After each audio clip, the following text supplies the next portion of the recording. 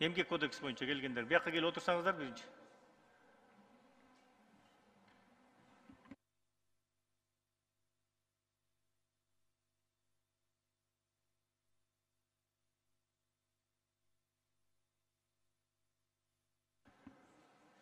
Урматтуу депутаттар, анда 7 менен 8-ди бир пакет кылып карай берели. Макулсуздар да? Кыргыз Республикасынын Эмгек кодексинин долбоору биринчи окууга киргизилет. Демилгечи министрлер кабинетинин төрагасы, социалдык саясат боюнча комитет жана бардык комитеттер караган. Баяндамачы Полотова Жылдыз Арстанбековна, Эмгек социалдык камсыздоо жана миграция министри. Чакырылгандар: Саргазаков Максатбек Таштанбекович, мамлекеттик кызмат жана жергиликтүү өз алдынча башкаруу иштери боюнча мамлекеттик агенттигинин директорунун орун басары. Жумадилде уулу Мурадил, Кыргызстан профсоюз федерациясынын төрагасы. Кийинкиси 8-чи маселе боюнча Кыргыз Республикасынын Эмгек кодексин колдонууга киргизүү жана Кыргыз Республикасынын эмгек чөйрөсүндөгү айрым мыйзам актыларына өзгөртүүлөрдү киргизүү жөнүндө мыйзамдын долбоору. Бу дагы биринчи окууга киргизилет. Баяндамачылар Полотова Жылдыз Арстанбековна, Эмгек социалдык камсыздоо жана миграциянын министри. Чакырылгандар жана мен атап айтып кеттим. Сөз баяндамачыга берилет. Жылдыз Арстанбековна, сөз сиз. Рахмат, урматтуу Нурбек Омурбекович, урматтуу депутаттар, саламатсыздарбы? Мамлекеттик органдардын Кыргызстан профсоюздар федерациясынын эл аралык эмгек уюмунун жана иш берүүчүлөр ассоциациясынын өкүлдөрүнүн түздөн түз катышуусу менен Кыргыз Республикасынын Эмгек кодексинин долбоору иштелип чыкты. Сунушталып жаткан Эмгек кодексинин долбоорунун негизги максаты бул эмгек мамилелеринин субъекттеринин укуктарын жана кызыкчылыктарын коргоо. Колдонуудагы Эмгек кодекси 2004-жылы кабылданып, ошол кездеги талаптарга жооп берген. Эмгек кодексинин жаңы редакциясын даярдоо алкагында эмгек мамилелери жаатындагы ченемдик укуктук актыларына инвентаризация жана талдоо жүргүзүү, тактап айтканда карама каршылыктар жана кайтоолорду жоюлтуу жана ашыкча деталдуу нормаларды кыскартуу. Жыйынтыгында эмгек мамилелеринин түшүнүгүн сактоонун негизинде тиешелүү мыйзамдарга айрым ченемдерди киргизүү жолу менен Эмгек кодекси оптималдаштырылды. Жаңы Эмгек кодексинин долбоору 2 бөлүктөн турат. Алар жалпы жана өзгөчө. Бардыгы кодекс 265 беренеден, 6 бөлүмдөн жана 23 главадан турат. Ушу менен бирге бардык болгон укуктар, кепилдиктер жана милдеттенмелер сакталып, жаңы тиешелүү ченемдик тармактык мыйзамдарга чыгарылды. Эмгек кодексине кирген негизги өзгөртүүлөргө токтолсок, биринчи бул иш берүүчү тарабынан эмгек акыны, эмгек өргүнү, бошотулганда жана башка төлөмдөрдүн төлөнүү мөөнөтү бузулган учурда айыптык ставканын бирдиктүү пайызы белгиленди. Экинчиден, эмгек акы өндүрүү боюнча талап тартыштардын эскирүү мөөнөтү 3 жыл деп белгиленди. Ошондой эле карыз сумманы төлөөдө пайыздык чендин чек алым салынды. Жана кызматкерлердин эмгегине акы төлөө кесиптик стандарттардын негизинде аткарылчу иштин санына, сапатына жана татаалдыгына жараша аныкталат. Андан сырткары кызматкерлерге эмгек акы төлөөдө эмгек акы төлөөнүн төмөнкүдөй негизги түрлөрү колдонулат. Бул убакыты, расмий тилде айтканда повременная, сааты почасовая жана бөлүгү бул сдельная деп ушул белгиленди. Андан башка эмгек акынын эң төмөнкү өлчөмү тууралуу ченемдер менен толукталды. Комбинацияланган аралыктан иштөө ченеми киргизилди. Ошондой эле санариптештирүүнүн алкагында эмгек келишимдин, эмгек мамилелерин түзүү шарттары жөнөкөйлөштүрүп, бул эмгек ченемдерин камтыган локалдык ченемдик укуктук актыларды электрондук түзүү, электрондук эмгек китепчеси жүргүзүү.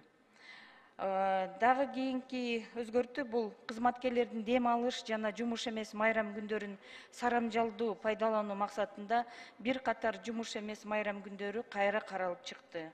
Ошондой эле Кыргыз Республикасында мамлекеттик майрам күндөрү белгиленди. 23 февраль, 7 апрель, 7 жана 8 ноябрь күндөрү мамлекеттик майрам күндөрү болуп белгиленди жана бул күндөр жумуш күндөрү болуп эсептелет. Жумуш эмес майрам күндөрү болуп 8 март, 21 март жана 31 август күндөрү белгиленди. Ошондой эле 1-6 январга чейинки күндөр жаңы жылдык жана 1 жана 9 майга чейинки күндөр май каникулдары болуп белгиленди. Мындан сырткары Ороз айт, Курман айт жана 7 январь Иса пайгамбардын туулган күнү жумуш эмес майрам күндөрү болуп белгиленип, ушун менен бирге дем алыш күндөрүнүн которунун ченеми жокко чыгарылды. Кызматкерлер жана мамлекеттик кызмат орундарын ээлеген кызматкерлердин эмгектик тартип жазасы боюнча Эмгек кодексинин жана Кыргыз Республикасынын мамлекеттик жарандык кызмат жана муниципалдык кызмат жөнүндө мыйзамынын ченемдерин бири-бирине дал келтирүү максатында эмгектин тартибин бузгандыгы үчүн төмөнкүдөй тартиптик жазаларды колдонууга укуктуу. Бул эскертүү, сөгүш, катуу сөгүш жана тиешелүү негиздер боюнча иштен бошотуу. Андан сырткары эмгек ишмердүүлүгүн тандоодо басмырлоочу көрүнүштөрдү жоюу максатында оор жумуштарда жана эмгек шартты зыяндуу жана же коркунучтуу жумуштарда кош бойлуу аялдардын көкүрөктө балдары бар аялдардын эмгегин колдонууга тыюу салуучу чаралар белгиленди. Жана эң акыркысы бул ден соолугу мүнөчүлүгү чектелүү адамдар балдар үйлөрүнүн бүтүрүүчүлөрү үчүн жумуш орундарын квоталоо боюнча иш-чаралар каралды. Урматтуу депутаттар, ушул мыйзамдардын долбоорун биринчи окуудан концепциясын колдоп бериңиздерди суранабыз. Көңүл бурганыңыздарга чоң рахмат. Бул жерде ошол тармакты тейлеген менин орун басарым жана тиешелүү башкармалыктын жетекчилери. Эки маселени бирле бере берсеңиз баяндамасын. Бир бердиңизби өкмөт? Бир, все, макул. Анда, урматтуу депутаттар, суроолор барбы? Суроолор болсо, таблону ачып коюңуздар.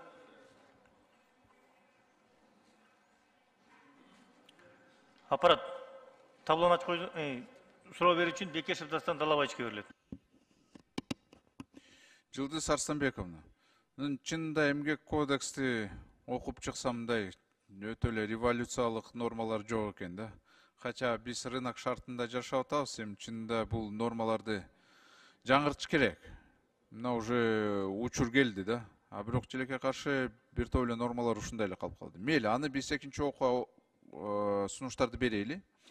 Мен айтканым, бул жерде мүмкүнчүлүгү чектелген адамдардын жумуш камсыздоо боюнча чынында механизм ошол эле эски болуп атат да. Мен башка механизмди сизге сунуштайт элем. Бирок сизден колдоо керек да. Керек болсо мамлекеттик жана муниципалдык кызматта ошол квота дагы болуш керек. Керек болсо ошо резервдик кадрга киришиш керек. Мына биз бир топ эле адамдарга ушундай шартты куруп атабыз, а бирок мүмкүнчүлүгү чектелген адамдар ошо бара албайт экен. Ошондойчу кылайлы. Механизм, иштечү механизмди кылайлы. Мен сунушту берем, менде бар уже ушундай механизм. Ар бир компания 50 кишинен ашык иштесе, 50 жана андан ашык иштесе, алар сөзсүз мүмкүнчүлүгү чектелген адамды жумушка алыш керек. 1-2 киши, бирок мен ушундай жазып койдум. Экинчи окууга дагы сунуштарды берейин. Кандай дейсиз ошого? Рахмат, Дастан Далабаевич, сиз абдан туура белгилеп кеттиңиз. Биринчи сиз айткан маселе боюнча албетте кардиналдуу түрдө өзгөрүүлөр жок, бирок бүгүнкү замандын талабына тиешелүү өзгөртүүлөр дагы бар. Өзүңүзгө белгилүү болгондой, ушул эл аралык эмгек уюмунун 54 конвенциясын Кыргызстан ратификация кылган. Ошол конвенциялардын нормаларын бардыгы биздин азыркы иштеп жаткан эмгек кодексине киргизилген. Ошол себептен мындай сиз айткандай кардиналдуу өзгөрүү жок, бирок ошол менен бирге ар кайсы тарабын кызыкчылыктын келтирүү үчүн максатында жасалды. Ал эми экинчи маселе боюнча туура белгилеп жатасыз. Бүгүнкү күнү мыйзам боюнча 5% квота белгиленген, бирок чын-чынына иш жүзүндө келгенде ал иштебейт. Туура белгилеп атасыз. Ошон үчүн биз башка мамлекеттердин тажрыйбасын алып, Андан көрө 5 кылбай эле, бирок 4% кылсак дагы, бирок ошол сиз айткандай Даже андан азыраак кылсак, иштеп бирок берсе. самое главное иштеш керек Да, да. иштеш керек. Ошон үчүн азыр 4%, анан жаңы сиз айткандай механизмдерди киргизүү максатты көздөп атабыз. Сиздин сунуштарыңыздарды ошо экинчи окууга чейин карап көрөйлү чогуу. Макул. Анан бизде бир проблема бар да, өтө чоң. Бул мына кагаздар өтө көп. Бирөөнү жумушка алсаң, договорду түзүш керексиң. Анан аны же ал иштебесе араң эле кетиресиң да. Бир топ эле проблемалар ушундай бар. Жеке менчик компанияларда, мамлекеттик кызматта да ушундай бар. Ошол себептен Дастан Далабаевич, азыркы кодекс өзү негизинен 446 беренеден турат. Ошон үчүн негизги мындай татаалдаштырбай жөнөкөй кодекс болуп 265 берене киргизилип, калганы тармактык мыйзамдарга кетип, анан ошол договордагы мен жогоруда белгилеп кеткендей электрондук келишим, электрондук китепчеси иштесе, ошол нерселерди жөнөкөйлөштүрүп чечсек болот да. Силерде ушул эмгек стаж, сиз билесизби, эмгек стаж ал эмне? Вот эмгек стажга эмне кирет? Эмгек стажга ошо иштеген жылдар кирет. Только иштеген жылдар. Отпускной кирбейби? Отпуск кирбейби? Окуу учурунда иштеген учур, ошол учурларда кирет. Отпуск, бессрочный отпуск кирбейби? Декрет. Кирет анын бардыгы. Кирет да, туурабы? Айтсаңыз? Кирет. Кирет, мына. Бизде көп учурунда укук коргоо органдар билбейт экен ошону. Эмгек стажды страховой стаж менен таптакыр айырмасын билбейт. Ошон үчүн мына бизде биякта УКМКнын кишилер келип, жардамчыларды бир топ эле кетиришкен.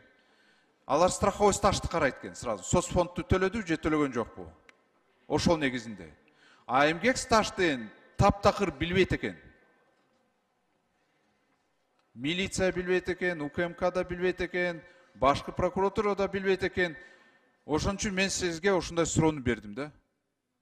Эмгек стаж, страховой стаж бул айырмасы өтө чоң. Биз ошол жерде эмгек кодекске так ушуну жазайлы. Макул, Дастан Далабаевич, ошол понятие определенияларды так карайлы.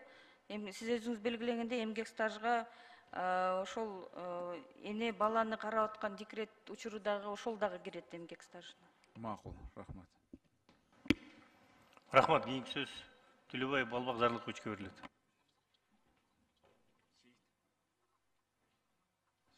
Урматтуу депутаттар, бул мыйзам өтө маанилүү мыйзам. Биздин шайлоочуларга өтө мааниси бар. Эртең сурайт бизден, ошон үчүн аябай көңүл буруп, аябай талыкпай, электен жакшы өткөрүшүбүз керек. Айтсаңыз, статьялар азайдыбы кодексте? Урматтуу Балбак Зарлыкович, беренелер азайды, кыскарды. Башка мен 446 беренеден азыркы эмгек кодекси. Мына, долбоордо көрдүңүздөрбү? 265. Шашпаңыз. Көрдүңүздөрбү, урматтуу депутаттар? 300-400дөн ашык берене бар болчу, 200дөн ашык эле берене келатат. Ошол калган беренелерди анализдеп чыгышыбыз керек биз. Муну абайлашыбыз керек, экинчи окууга чейин. Айтсаңыз, бу 386 беренеде жанакы бийик тоолуу райондордо эмгек өргүсүнө 12 күн кошулчу. Кайсы деңгээлден кийин кошулат? 1800. Эмне үчүн Тоң районуна келгенде эле 2000 болуп калат силердики? Алмазбек Акынжанович. Эмне үчүн Тоң районуна келгенде эле 2000ден баштайсыңар? Мен силерден мыйзамдын аткарылуусун талап кылам, урматтуу министр айым. Айтып койгула госрегистрге. Тоң районунукун бербей атат 2000ден өйдө деп. 1800дөн беришиңер керек мыйзам чегинде. Аткармайсыңарды, баарыңарды прокуратурага берем. Госрегистрде берем, сизди да берем. Эмне мыйзамды бузуп атасыңар? Урматтуу Балбак Зарлыкович, биздин министрликке тиешелүү бардык төлөмдөр 1800 жогору деңгээлден төлөнөт. Жок. Өкмөт алдап атасыңар силер, карапайым элди, райондогуларды. 2000'den ашыктам төлөйм, мындай кылам, тигиндей кылам деп, силер келечекте боло турган оюңарды чындыкка алып келген атасыңар, Алмазбек Акынжанович. Урматтуу депутаттар, Бийик Тоолуу районунда 1800'dө өкмөт 2000 алып барабыз деген ниети бар. Ошону абайлайлы, акырынан өткөрүйбесин. Мына азыр эле баштады, Тоң районунан госрегистрдин кишилерине 1800 эмес, 2000'den беребиз деп атышат уже. 2000'den бийик болгондорду деп, андай болбойт. Андай болбойт. Абайлаңыздар. Biz баарын билебиз. Мына 1800'дө өзүңүз айттыңыз, урматтуу министр айым, туура айттыңыз. Эмне үчүн 2000'den өйдө деп бербей атасыңар? Мына катуу турат менде. Балбак Зарлыкович, биздин министрликке тиешелүү төлөмдөр бардыгы 1800'дөн жогору төлөнөт. Вот ошону сизден суранам. Эмгек жана социалдык коргоо министри катары кадастрга чалып айтып коюңуз. Мыйзамды бузбагыла, 2000 эмес, 1800'дөн төлөйсүңөр 12 күндүк эмгек өргүчүнөн чыккандарды. Тоң районундагы кадастрга 2000'ден төлөйбүз деп кагаз берип атасыңар. Бул мыйзамсыз. Сизден өтүнөм, Алмазбек Акынжанович. Сизден да өтүнөм, министр айым. Кадастрга чалып азыр, андай эмес, 1800'ден беребиз. Сен каяктан алдың деп айтып, Тоң район кадастрына 12 күндүк өргүчүн 1800'дөн деп 12 күндүгүн төлөп берип коюңуздар. Суранам, болбосо баш прокуратурага кайрылам силер. Рахмат. Рахмат. Кийинки сөз Нарматова Надира Азимовнага берилет. Рахмат. Урматтуу Жылдыз айым, айтсаңыз, мына майрам күндөрдү белгилөө боюнча 7 апрель элдик апрель революциясы күнү деп иш күн болбойт да бул күн, 7 апрель майрам күнү болуп эсептелет, бирок жумуш күнү болуп. Ошондой жумушсуз болот да.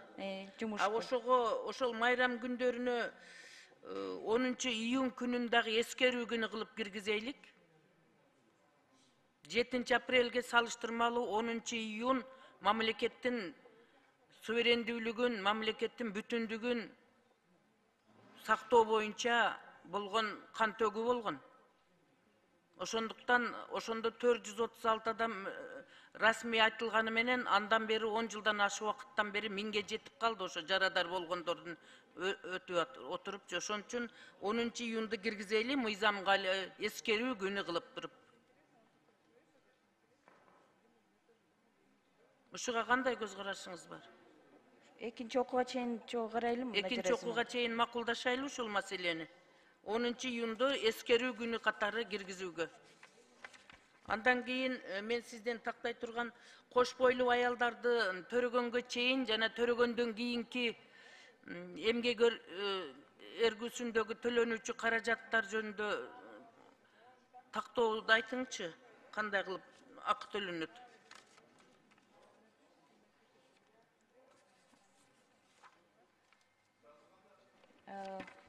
Ошол кош бойлуулук боюнча тиешелүү беренеге ылайык, мисалы үчүн бийик тоолуу алыскы жетүүгө кыйын калктуу конуштарда, мисалы үчүн эгерде төрөтүү нормалдуу болсо, анда 140 календардык күн болот. 70 календардык күн төрөгөнгө чейин, андан кийин 70 күн. Эгерде мындай осложненный болсо төрөгөндө, анда 156 календардык күндө 70 күн төрөгөнгө чейин, андан кийин 86 күн болот да төрөгөндөн кийин. Эгерде мисалы үчүн 1 же 2 же андан көп бала төрөлсө, мисалы үчүн отпусктун мөөнөтүнө карабастан, анда 180 календардык күн болот да. Азыр айтканыңыз жакшы болду. 80 беренеде белгилеп атасыңар, кош бойлуулук жана төрөт, бала багуу боюнча жана төрөлгөн балдарды асырап алууга байланыштуу өргүүлөр депчи. Тилекке каршы азыр учур конкреттүү мен сизден жооп күтүп атам да, мыйзамга так киргизишибиз керек да. Учурдагы иштеп турган мыйзам боюнча төрөгөнгө чейинки жана төрөгөндөн кийинки деп сиз айткан күндөргө экиге бөлгөндө Törөгөнгө чейинкini төлөп атат дагы, төрөгөндөн кийинкini жарым төлөп коюп атат да, мамлекеттик кызматта, муниципалдык кызматта анан иштегендердичи. Ушуну сиз кандай жооп бере аласыз? Андай болушу мүмкүн эмес, бирок балким Бирок ишканаларда ошондой фактылар бар. Мага кайрылган арыздар бар, ошон үчүн айтып атам да менчи. Биринчи төрөткөнгө чейин чыкканда толук берип коюп атат дагы, ошо 70 канча күн болсо, төрөгөндөн кийинкисинде 50% төлөп коет экен да. Разимовна, балким ошондой фактылар болушу мүмкүн. Ал жерде тиешелүү бухгалтерлер туура эмес эсептепчи. Ошондой учурда арыз менен биздин министрликке караштуу ошол эмгек мыйзамдарды көзөмөлдөө боюнча кызматы бар, ошол жакка кайрылса болот. Ошон үчүн мына экинчи окууда ошол 80-беренин тиешелүү бөлүктөрүнү конкреттүү түрдө эле көрсөтөйлүк. Себеби ошол төрөгөнгө чейинки эмгек өргүсүн, анан төрөгөндөн кийинки эмгек өргүсүнү толугу менен айлык акысы төлөнүп берилет депчи. Надиразимовна, ошол экинчи Ушуну дагы макулдашайлык экинчи окууга. Сиз белгилеп алыңыз, эске тутупчу. Андан кийин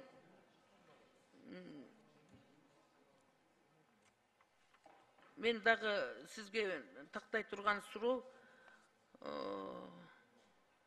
эгерде балдар мисалы үчүн мамлекеттик кызматта иштеген адам, мамлекеттик кызматта иштеп жүрүп көз өтүп кеткен болсо, ошол өндүрүштүк кырсык катары эсептелип, балдарына мындай жөлөк пул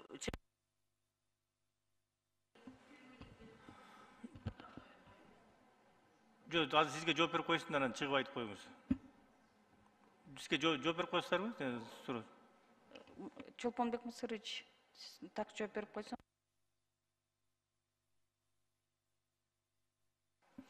Буга чейинки берген суроону уккан жоксуздарбы? Ошого жооп бербейсиздерби? Ошо өндүрүш. Саламатсыздарбы, урматтуу депутаттар, урматтуу Надира Азимовна, өндүрүшкө байланышкан бөөдө урустан каза тапса эгер мамлекеттик кызматчы болобу же башка кызматчы болобу жумуш берүүчү тарабынан тиешелүү төлөмдөр төлөнүп берилиши керек. Бул бир жолку жөлөк пул жана жашы жете элек балдар 18-ге толгончо ай сайын төлөнчү жөлөк пулдар. 4-нчү микрофонду күйүп бергиле. Чолпонбай мырза, мындай да, бул жерде сиз айтканыңыз ал мыйзамдуу түрдө төлөнүп бериле турган, эгерде өндүрүштүк деп аныкталып табылган болсо, ал төлөнөт. Мен сизден сурай турган суроом мындай эле. Ошол мамлекеттик кызматта же муниципалдык кызматта иштеген адамдар болсо, ошолордун айлык акылары төлөнгөн мезгилде ошол жөлөк пул алып жүргөн балдарга ошол кызматтардын айлыктары көтөрүлгөн сайын алардын ала турган жөлөк пулунун дагы суммасы индексацияланып, кошумча төлөнүп берилеби, көбөйтүлүп? Надира Азимовна, индексация жүргүзүлөт. Жашоо шартынын көтөрүлгөнүнө байланыштуу, айлык акылардын көтөрүлгөнүнө байланыштуу индексация жүргүзүлүш керек. Ошол кызматта иштеп аткан адамдын айлыктары көтөрүлгөн сайын. Индексацияны расмий түрдө профсоюздар федерациясы жазап индексациялайт. Муну эч кандай чектөө болбойт, а? Жок, чектөөлөр. Мен мыйзамдан көрө албай атам да, ушул көрсөтүлгөнбү, ушул индексация болот деген. Чектөөлөр жок, индексация көрсөтүлгөн мыйзамда. Рахмат. Рахмат, кийинки сөз Эрбаев Алишер Ташбаевичке берилет. Рахмат, урматтуу төрага, саламатсыздарбы, урматтуу кесиптештер.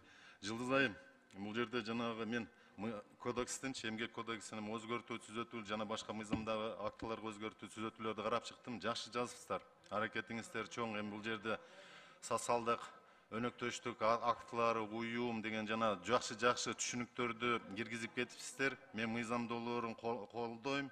Бирок сиздин көңүлүңүздү бир нече жанагыларга буруп коет элем да, ушул жерде тактоо иретинде. Могу сиз 4-чү беренени ачсаңыз, анан окуп койсоңуз 4-чү берененичи.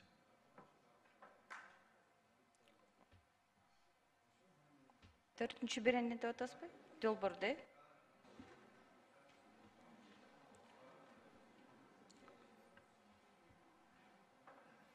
Мыйзам долбоорундагы 4-беренени айтып атасызбы? 4-беренени. Сиз мен тапкыча.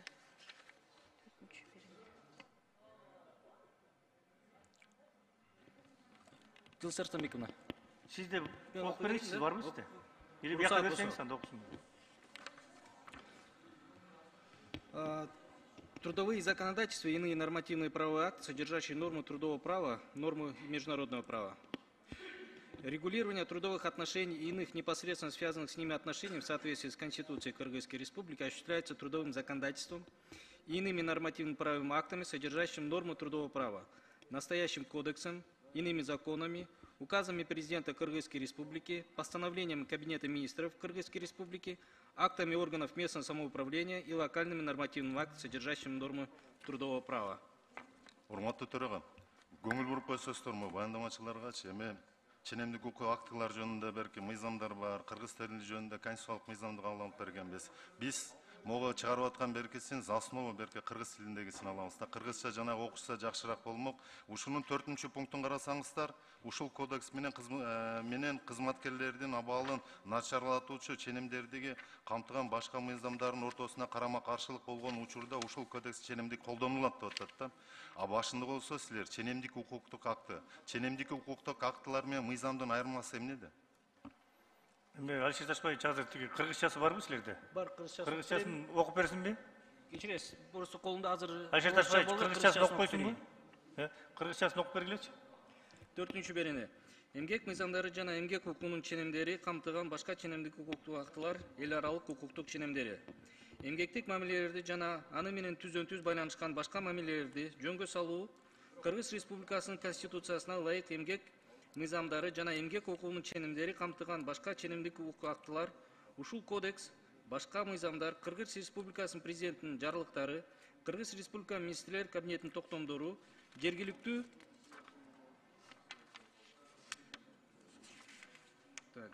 өз алдынча башкаруу органдарынын актылары жана эмгек укугунун ченемдерин камтыган локалдуу ченемдик актылар менен жүзөгө ашырылат. Экинчи, Кыргыз Республикасынын ратификацияланган мамлекеттер аралык келишимдер жана эл аралык укуктук башка ченемдери Кыргыз Республикасынын мыйзамдарынын негизги бөлүгү болуп саналат. Эгерде Кыргыз Республикасынын ратификацияланган эл аралык келишимдерге кызматкер үчүн Кыргыз Республикасынын мыйзамдарында жана башка ченемдик укук актыларында, макулдашууларда, жааматтык келишимдерде каралган кыйла жагымдуу эрежелер белгиленсе, анда ал эл аралык келишимдердин эрежелери колдонулат. Ушул кодекс менен кызматкерлердин абалын начарлатуучу ченемдерди камтыган башка мыйзамдардын ортосунда карама каршылык болгон учурда ушул кодекстин ченемдери колдонулат. Жергиликтүү өз алдынча башкаруу органдары кызматкерлердин өкүлчүлүктүү органдары менен макулдашуу боюнча өз компетенциясынын чегинде эмгек укугунун ченемдерин камтыган актыларды кабыл алууга укуктуу. Эмне үчүн силерди ушул жанагы 4-беренеге көңүлүңөрдү бурдум. Эмне үчүн дегенде мыйзамдын башына аягына чейин эле силер ченемдик актылар менен башка мыйзамдарды чаташтырып алгансыңар да. Эмне үчүн дегенде могу жерде 4-пунктун карасаңар, ушул жерде туура эмес кетип атат. Анткени начарлатуучу ченемдик камтыган башка мыйзамдардын ортосунда деп. А мыйзам бар бизде Кыргыз Республиканын ченемдик укуктук актылары жөнүндө. Ал жерде иерархия бар. Бул жерде силер ниже турган жана мыйзамга ссылка кылып атасыңар. А бул жерде жанагы деп жазыш керек эле. Башка мыйзам эмес, укуктук ченемдик актылар жана ушул кодексте деген. И башка жанагы редакциясында дагы ушундай жанагылар кетип баратат да. Андан сырткары могу силер карасаңар, 6-беренесин башын главасын окуп койсоз. 6-берене. Эмгек укугунун ченемдерин камтыган мыйзамдарынын жана башка ченемдик укук актыларынын колдонуу чөйрөсү. Эми сиз ушунун 7-пункту менен примечанияны окуп койсоңуз.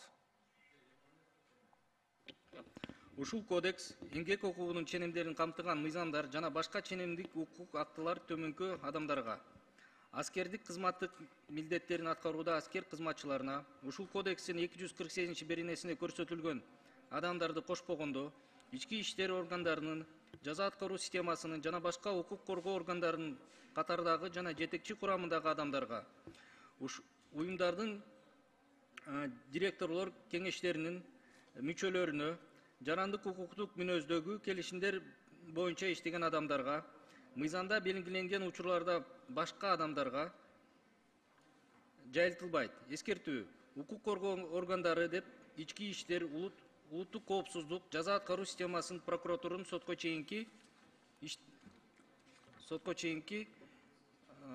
өндүрүштү жүзөгө аткаруучу бажы кызматынын, салык кызматынын органдары түшүнүлөт.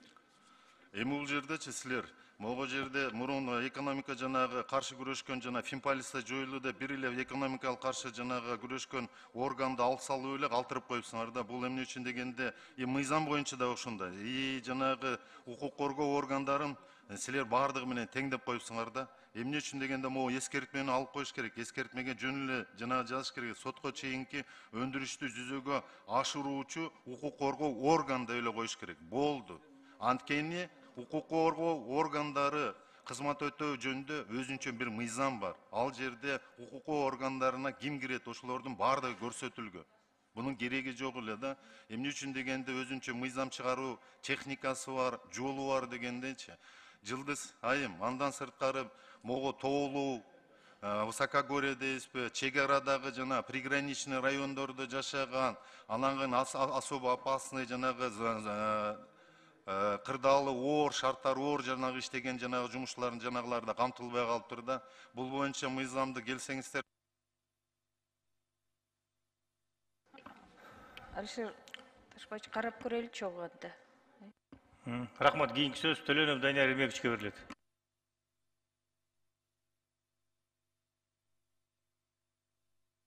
Аппарат микрофонду күч берет. Рахмат, Нурбек Өмүрбекович. Жылдыз айым, негизи бул эмгек кодексти биз көп жылдан бери күткөнбүз.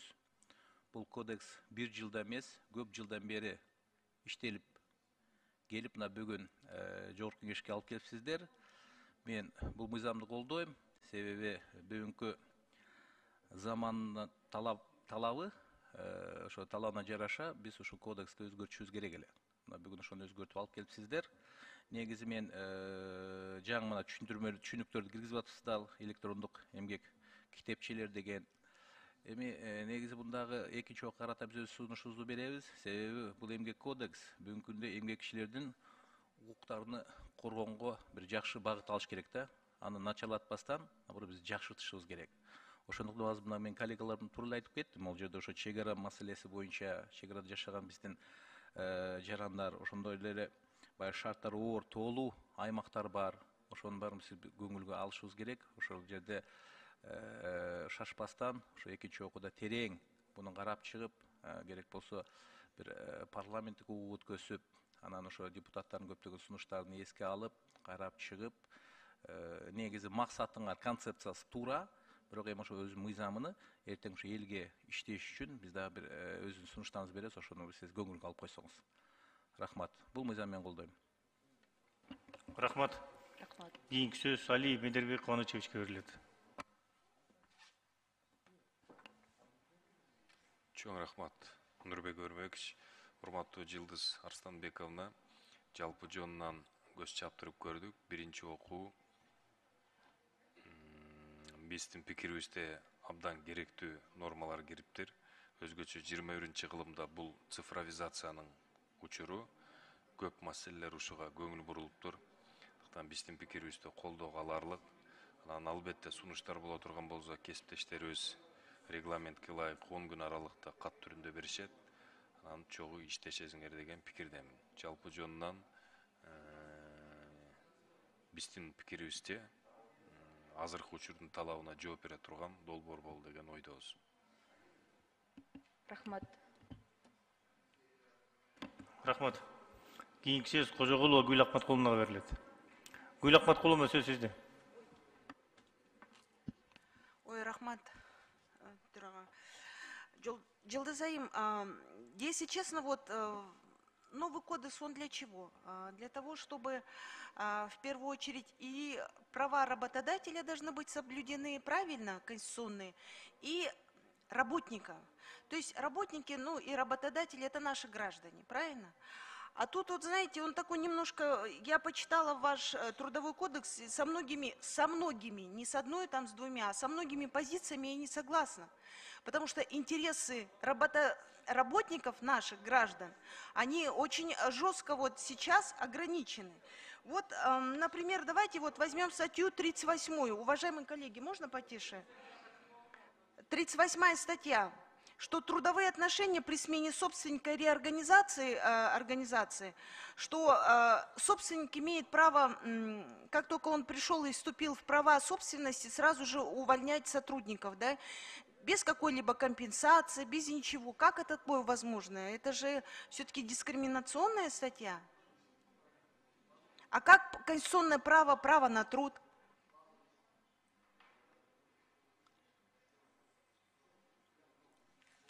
На время мы присматривать. Асель Душенбековна, ошону тактап жооп берип койсоңуз. Бул жерде биз Гүлия Акматкуловна, негизи сиз комитетте дагы бир топ сунуштарды, сын пикирлерди айткансыз, бергенсиз. Ошонун баардыгын биз жазып алганбыз. Өзүңүзгө белгилүү болгондой, жанагы экинчи окууга чейин карайбыз депчи. Бизде баардыгы жазылган, сиз берген. Анын үстүндө биз иштеп атабыз. Ну вот знаете, то, что я сейчас озвучила, да, я на комитете это не говорила, потому что если брать вот, ну, большую часть статей в вашем трудовом кодексе, вот честно, в том варианте, в котором он сегодня есть, я бы его не поддержала. Потому что интересы наших граждан, они на самом деле не учитываются. Вопрос компенсации то же самое, да. Я в прошлый раз озвучивала.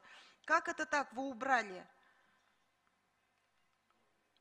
Как вот получилось 219 статья трудовое? Значит, для учителей и врачей при инвалидности первой группы компенсация, значит, 10 среднемесячных заработных плат, а у сотрудников правоохранительных органов при этом 10-летнее денежное содержание. Ну, в 12 раз разница. Это вот что у нас?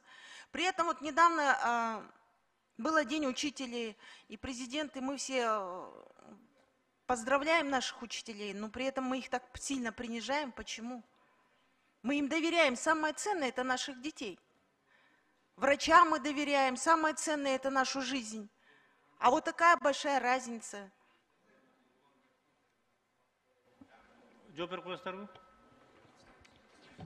Здравствуйте. Специалист отдела труда Министерства. Все компенсации, как в действующем трудовом кодексе, так и в проекте, они сохранены. Мы ничего не убирали. Ну как это? Вы посмотрите, пожалуйста. Это вот вы сейчас говорите, что все сохранено. Тогда в чем заключается у нас новый трудовой кодекс тогда? В трудовом кодексе мы провели инвентаризацию, убрали нерабочие статьи, перевели... Ну как это нерабочие? Вот вы, 248 статья. Это особенности рассмотрения индивидуальных трудовых споров, да? Отдельных категорий. Вы вторым пунктом решение принято по указанной статье, значит, обстоятельства обжалованию не подлежат. Как это так? Право на обжалование лишаете. И вот таких вот моментов очень много. Досудебный порядок убираете в 211 статье. В случае возникновения спора или отказа работодателя выплаты возмещения ущерба решается только в судебном порядке. Но давайте туда допишем все-таки еще и досудебный. Может, в досудебном порядке можно будет решить эти вопросы. И по поводу создания комиссий, трудовых комиссий, они... Индивидуальные споры и трудовые споры, они все нормы у нас сохранены, мы оставили в действующем труде. Рахмат. Кийинки сөз дагы жазып алдыңызбы? Нарматова Надира Азимовнага берилет. Ортого чыксам сөз бербей коет экенсиз, кайра жазылдым да. Жылдыз айым, жанагы 87-чи беренеде эмгек үчүн сыйлоо дегенди карасаңыз, эки бөлүктөн туруп атат, 87-чи берене. Ошол жерге өзүңүз билесиз, жанагы мамлекеттик сыйлыктарды алган жарандарыбыз, анан өзүнүн кесиптик жагынан мамлекетке эмгек сиңирген кесипкөй деген ар бир тармактын сыйлыктары бар да, мамлекеттик сыйлыктар. Мурда ошолорго төлөнчү эле. Ошол 5-чи чакырылышта биз депутат болуп турган мезгилде 14-жыл экен, 15-жыл экен, мыйзам менен ошону алып салганбыз да. Ошону ушул жерге кошумча кылып киргизсек болобу? Мамлекет өзүнүн кесиптик жагынан мамлекеттик сыйлыкты алган, эмгек сиңирген деген кызмат деген сыйлыкты алгандарга мурдадан төлөнүп жүрүүчү жанагы айлык акы бар немеси кошумча акы төлөнөт эле да. Мугалимдер менен саламаттык сактоо кызматкерлерине төлөнүп жүрөт да, калгандардын баары жокко чыгарылып кеткен. Эми ошондо эмгекке кошумча артыкчылык эмгеги үчүн алып аткан өмүр бою иштеген сыйлыгына мамлекет тарабынан мындай бир кошумча акы төлөнүп жүргөн нерсени кайра ушул жерге кошсок болобу? Урматтуу Надира Азимовна, баягы каржы булактары билине элек, бул кошумча каржы булакты талап кылат да, бирок буну карап көрүш керек. Балким эмгек кодекси кабыл алынгандан кийин баягы дайыма жакшыртылып, бюджеттин мүмкүнчүлүгүнө жараша кийин деле киргизсе болот. Жок, эми ал бюджеттин суммасыны бюджетке карап өздөрү белгилейт.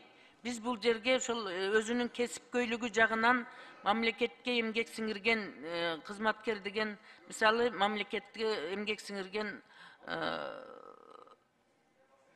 жанагы эл артиси дегендерге дагы берилбей калды да азырчы. Бир гана мугалимдерге берилип жүрөт, мугалимдердики дагы пенсияга чыкканда жок болуп калып атат. Иштеп турган болсо 2,5 миң кошулуп берилет экен. Себеби мугалимдердин кайрылган жагы бар да, ошону бизге айлык пенсияга чыккандан кийин берсе ошол 2,5 миң сомду деп суранып жүрүшөт да. Ошон үчүн бул жерге биз 3-чү пункт кылып 87-берилге өзүнүн кесипкөйлүгү жагынан эмгек сиңирген кызматкер деген өзүнүн ар бир кесип боюнча заслуженныйды алган болсо, ошого пенсияга чыккандан кийин жасаган мамлекетке жасаган эмгеги үчүн кызмат акы төлөнүсүн деген сөздү кошуп кетсек болот да, формулировка кылып. Ушуну экинчи окууга чейин макулдашайлык, биз эмеге Кабмин менен макулдашып, Минфин менен макулдашып, сүйлөшүп туруп, ушуну бир чечимге келип, ушул жерге кошсок болчудай да. Карап көрөйлү, Надира Азимовна. Ушуну эске алып койсоңуз. Рахмат. Суроо жооп бүттү. Отура бериңиз. Комитеттин 7-чи маселе боюнча. Биринчисин окуп коеюн анда силерге. Комитеттин корутундусун окуу үчүн социалдык саясат боюнча комитеттин төрайымынын орун басары Изатбек кызы Айдага сөз берилет. Кыргыз Республикасынын эмгек кодексинин долбоорунун концепциясын жактыруу жана аны комитеттин сунушун эске алуу менен биринчи окууга кабыл алуунун жогорку кеңешке сунушталсын. Урматтуу депутаттар, суранабыз ушу биринчи окууда концепциясын колдоп берип коюңуздар деп. Рахмат. Аппарат каттоону ачыңыздар. Урматтуу депутаттар, каттоодон өтүп коюңуздар, азыр добуш берүү болот.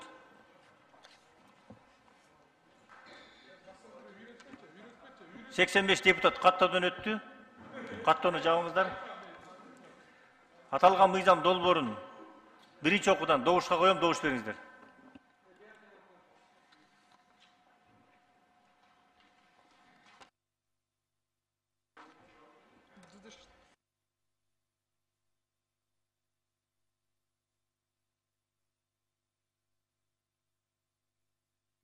Макул 75, каршы жок, баары 75, катталды 85. Мыйзам долбоору биринчи окуудан кабыл алынды. Эми кийинки